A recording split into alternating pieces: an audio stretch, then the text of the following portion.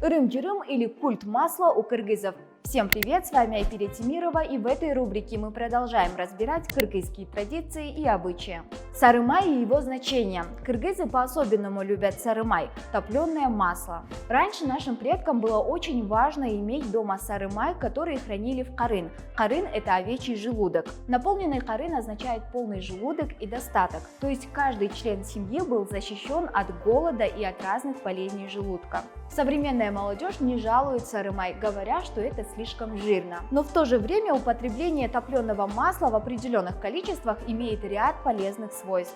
Людям с плохим аппетитом и желающим набрать вес здорово помогает. Также сарымай присутствует во многих кыргызских обрядах. Например, новорожденному ребенку в рот кладут маленький кусочек сарымая. Самая старшая женщина в семье берет сарымай указательным пальцем и засовывает в рот ребенку так, чтобы младенец не сплюнул, а проглотил. Почему же из пальца, а не из ложки?